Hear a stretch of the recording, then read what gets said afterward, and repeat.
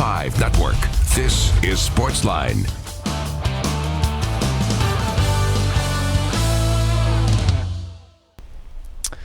Hey there, and welcome into Sportsline. Steve Lehman here with you. Glad you are here with us on this Monday night on NewsChannel 5. Plus, getting set for the Super Bowl. Super Bowl 52 up in Minneapolis.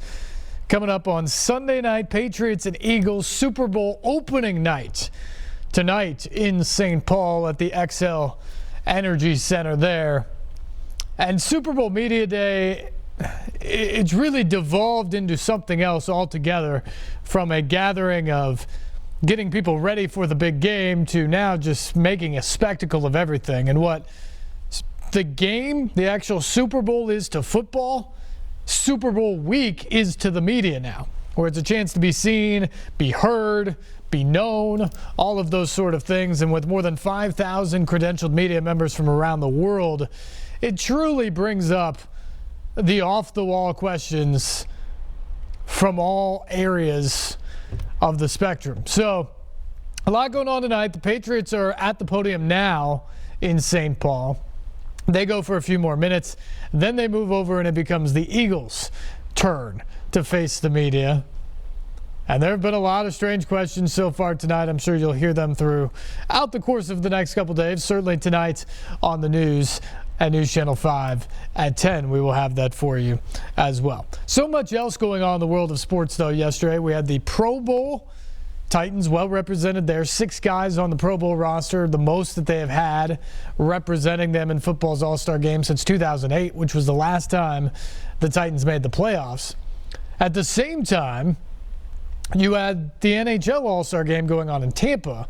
The Predators well represented there. Head coach Peter Laviolette was the coach of the Central Division team. He had the goaltender in Pekka Rinne. PK Subban was out there as well. Subban scored a goal. Rinne stopped all the shots he faced. But the Central fell to the Pacific Division. They went on to win the title for the second time in 3 years. Now those guys all come back today. They get on the ice. Philip Forsberg was out there with them. The non-contact jersey had disappeared. You would think that is a sign that perhaps the return of number 9, the team's leading goal scorer, could come sooner than later. And that would be so huge for this team as they get set to start the unofficial second half of the season, post the All-Star break, against the Blackhawks tomorrow night in Smashville with a 7 o'clock puck drop. And then, of course, you have college basketball, the SEC flexing its muscles this weekend. I'll be honest, I was not that big of a believer of the SEC at the start of this season. I thought, okay, you've got a few nice teams here, but Kentucky is not the vaunted Kentucky team we have seen under John Calipari. I don't think Florida is as good as some people thought, and I just didn't believe in some of the other pieces to this league. The league, though, that I thought that was for real from top to bottom was the Big 12 at the beginning of the year. And on Saturday, the SEC went out and won the SEC Big 12 Challenge, including wins from Tennessee and Vanderbilt. This is now looking like an SEC that is as good as a basketball conference that we've seen in quite some time. And that's great if you're a hoops junkie.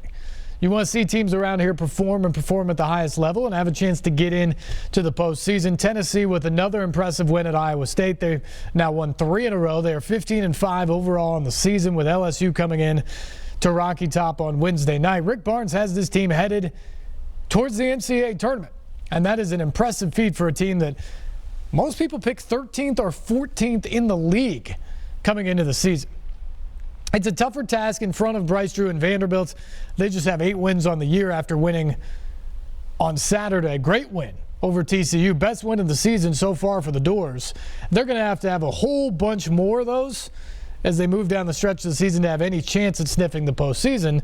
But they are playing better basketball of late, winners of 2 of 3. Our phone lines are open tonight. 737-7767 is the number. We can tackle any questions you have about that.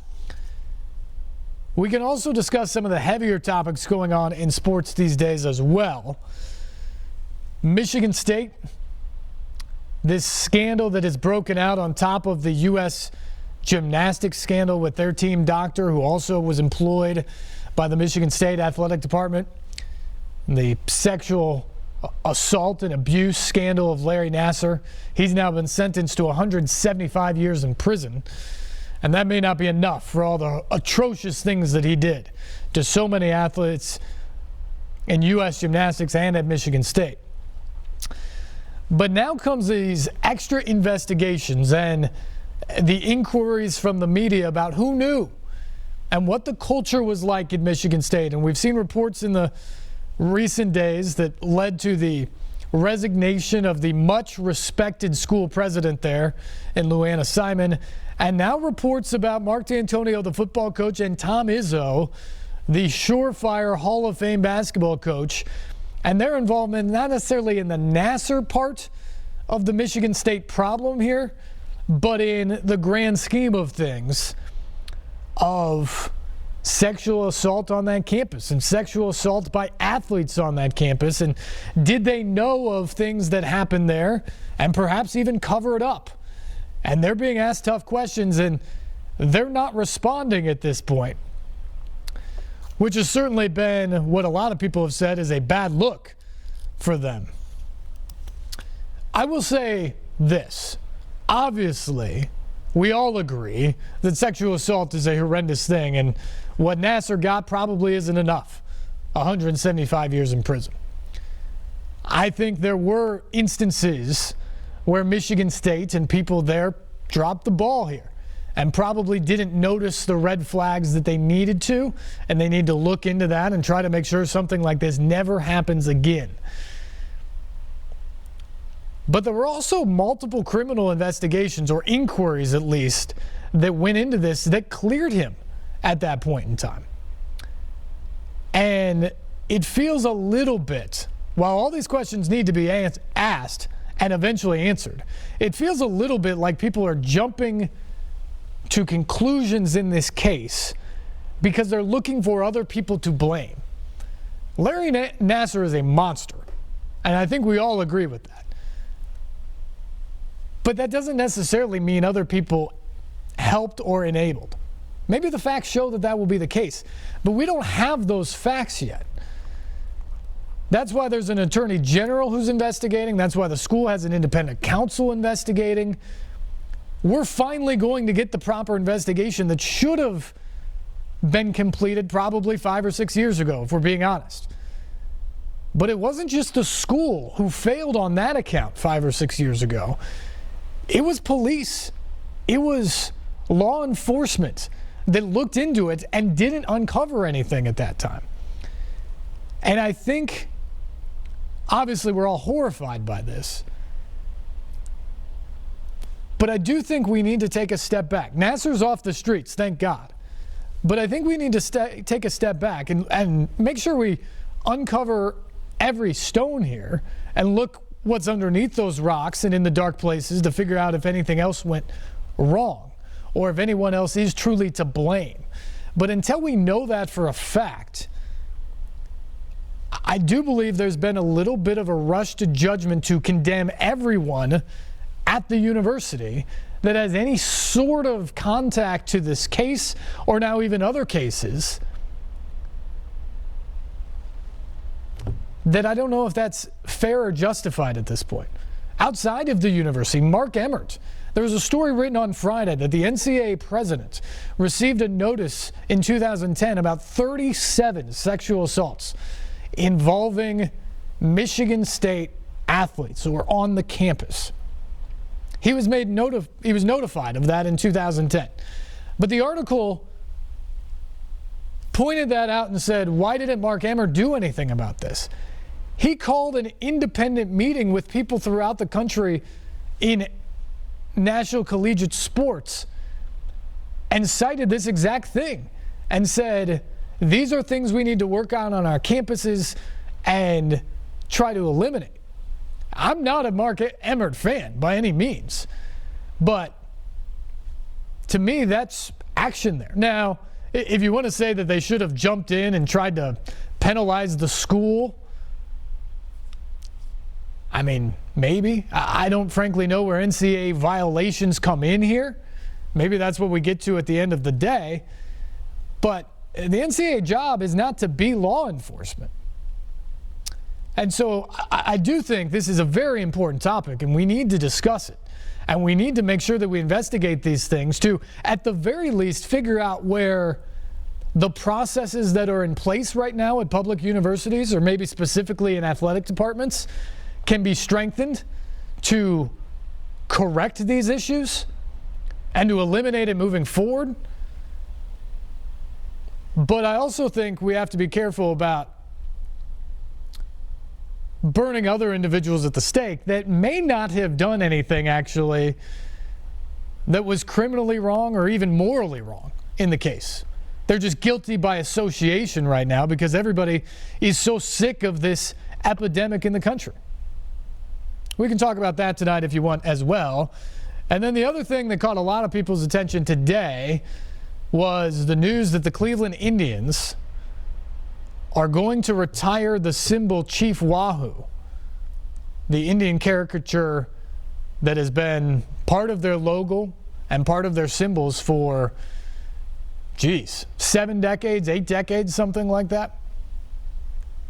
There are a lot of opinions on Native American imagery in sports and what it means to certain people and all that. We can dive into that if you would like. The one thing I will point out here, though, is doesn't it seem like there's a little bit of hypocrisy here from both Major League Baseball and the Indians that you're going to make a move and retire it, and you'll get people on both sides to say they shouldn't retire it, this isn't something that is offensive to most people, don't do it. You'll get the people on the other side that says clearly it's offensive and they needed to do this, they should have done this a long time ago. You'll get those arguments on both sides. The biggest thing here, though, is they apparently made the decision jointly from Rob Manfred's office and the Major League Baseball commissioner and everybody there and the Cleveland Indians that this was the right thing to do at this point. But they're waiting a year to actually do it. Yet it was announced today. Manfred kind of taking credit, saying this has been my position for a while. The Indians now agree with that position, and so they're going to do this for the 2019 season. What that does, though, is it allows them to make money off of the decision for the next 12 months, for the remainder of this season. They will sell everything with that logo on it humanly possible to make money off of it between now and then.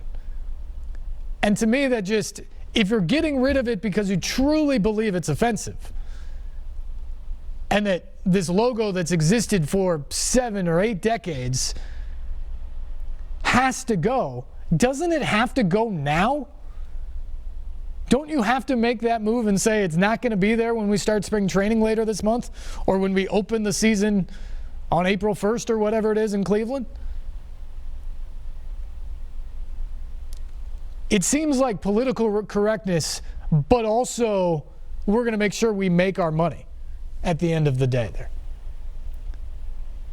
And that, to me, speaks to hypocrisy on this issue. If you want to do it, fine. I think that's noble. If you believe that makes it better, if you believe your fans would enjoy it more, and there are other groups of people out there who have been hurt by it, by all means, make the decision. But don't make the decision and then say, that's coming in 12 months. Until then, the image, the likeness, the logo, they exist. And oh, by the way, our gift shop's open, our pro shop's open, normal business hours for the next 6 months. Want to get to your phone calls tonight, 737-7767. We were also at the Pro Bowl last week. We'll hear over the next couple of nights from the Titans Pro Bowlers. First opportunity to hear from them in the wake of the firing of Mike Mularkey, let's be honest and call it that, and then the hiring of Mike Vrabel. We're the only people who go down there and get that, so you will hear from those guys and what they thought about the 2017 season and the Pro Bowl experience as well. You'll hear from them over the next couple nights, plus more from Mike Vrabel in his introductory press conference as well. But we want to get to the phones here to start the night off. Lines are already lighting up. 737-7767 is the number, and we begin tonight with William. William, thanks for the call. You will lead us off here on Sportsline. Hello. Hey, William, are you there? Yeah, can you hear me? Yeah, go ahead. You're on the air. Hey, man, I was just calling about down there at the fairgrounds and all the talk about the new soccer field coming in. I kind of was wondering what you thought was going to happen with all that and what that would do to the scene, the sports scene in Nashville. And it seems to me like it just seems like most of the Migos are taking that sport over. It used to be an American sport. Now all you see is just foreigners taking it over. What do you think that's going to happen down there with the races and everything? Well, the racetrack is going to be untouched, William. That's one thing they've made very clear about this. They just want to put a soccer stadium, a 27,500 person or 500 seat stadium down there that's going to be soccer only. And it's going to be one of the best facilities in the entire MLS, and they believe it's going to draw people down there. They've got use for mixed use facilities with living and other things that will draw people to that side of town that just hopefully will make that area kind of a boom and make property values and neighborhoods there even better than they are today without touching the things that people already really care about in the fairgrounds. So that's the goal. It'll be interesting to see how much we get, how quickly you win, how quickly fans totally gravitate to the sport. I mean, will it be sold out in year one immediately? Do they need to win for that to happen? That'll be fascinating to me. The MLS thing, though, is they've gotten a lot of American stars back home. That's actually something that they've focused a lot on, is not just having guys who are your best players go overseas and play in the Premier League or in the Bundesliga and things like that. They want them playing in the MLS, maybe even to the detriment of the national teams at times. So there will be American stars there, both for Nashville and for the teams coming in, I'm sure. There'll be foreign stars as well, but soccer's the world's game, and it is certainly growing in this country, and I think here in Nashville, it's a perfect place for it to grow. I think there's an appetite for it. I think we've seen that with some of the international matches we've had, certainly the U.S. national team matches we've had over at Nissan Stadium in the past couple of years. We set 2 attendance records for soccer games in the state of Tennessee just last summer for those types of matches. So I think soccer is going to be a hit here in Nashville when it comes on the MLS level in 2020. Can you hear me? Yeah, you're still there, William. You think they'll do away with all of our races down there? No, I just said, and thanks for the call, William, the racetrack's not going to be touched. So that will continue to operate in the same way. There will be a little bit more around it when you go down there. So maybe it's more of a day trip as opposed to a night trip to some of those races. But some of the good news, Tony Formosu has been a guy who's been a frequent guest on this show. The guy who operates and controls the Fairground Speedway, he now has a long-term lease there. That's something he's fought for a long time and done tremendous work to rehabilitate that facility from kind of a dilapidated state in 2008, 2009, 2010 in there. He's done great work to put it back on the map. And so it's great news that he has the long-term lease. It allows him to put even more into it, the infrastructure around it, make improvements to the facility, hopefully attract even bigger names, better races, bigger prize pots, all those sorts of things as that Fairground Speedway moves forward. But it's not going anywhere. The Fairground Speedway is a gem. I think people in the city council, I think the mayor, they understand that. They understand there's a loyal following there. They understand the racing has a deep-rooted interest here and, frankly, deep roots in Nashville and in Middle Tennessee, and we need a speedway. And Fairground Speedway is an important one for us to have. Back to the phones we go. Let's say hello to Tiffany. Tiffany, good evening. Hey, Steve. What's going on? I think that what happened to those athletes is despicable, and I hope everyone that was responsible for that is brought to justice. Now, of course, I watched the NHL All-Star game yesterday, and I was very proud of the way Pekka played. He's just awesome. And PK, I was proud of him. He was wearing the captain C, and Coach Laviolette too. And PK made a sweet goal. But, I'm getting ready for the Prince to make this one for the Stanley Cup again. And it looks like Chicago is just falling apart, so they don't look like they're going to be too much competition. But Tampa Bay is the one that so far, it seems like it's going to be the toughest competition for the Preds. But I'm hoping that the Preds can just go all the way this time. You see Soros is playing lights out, and that's what we need, a good backup for Pekka, so he can take a rest when he needs to, and we can make a real run and get this cup this time. And one more thing, I just wanted to ask you, what is going on with Kawhi and the Spurs? What is this talk about Kawhi maybe wanting to leave the Spurs? It ain't so soon. Yeah, it's crazy, Tiffany. Thanks for the call, as always. For an organization that prides itself on being the ultimate team and that everybody buys into what they're doing, the dispute over his injury rehabilitation seems to have really soured that relationship between their star player and the organization. And who knows where he is in that rehab right now and when he comes back and what that relationship's going to be long term. But for an organization that's been for so long put up on the pedestal of sort of the right way to do things, at least in the NBA, that's a big concern right now if you're a Spurs fan or maybe a Kawhi Leonard fan in the way that's being handled by both the player and the organization right now. When it comes to the Predators, I think one of the things you hit on there was really important is the emergence of UC Saros. The way he has played as of late has allowed the Predators to give Pekka Rinne even more time off. And the goal going into the year was to only play him 55 or 60 games in the regular season, because last year we saw him in the playoffs how good he was when he was rested going into that stretch of games. And he was phenomenal.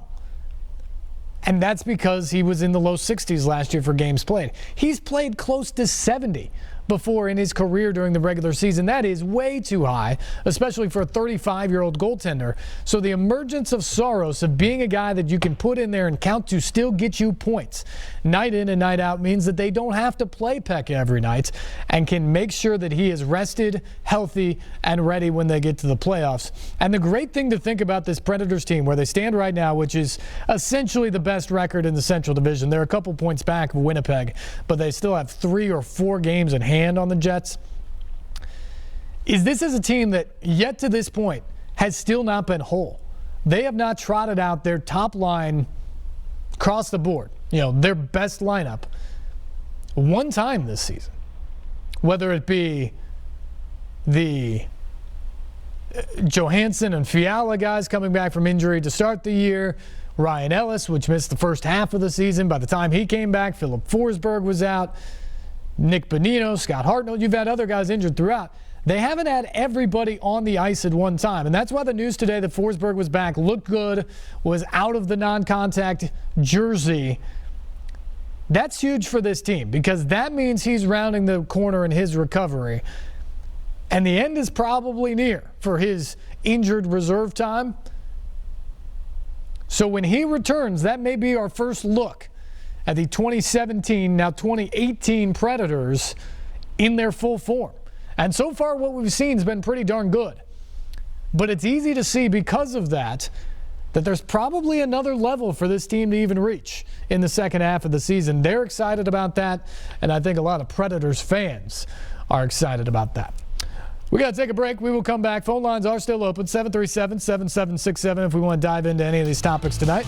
Plus sound on the way as well. Stay tuned. You're listening to Sports Live here on News Channel 5+.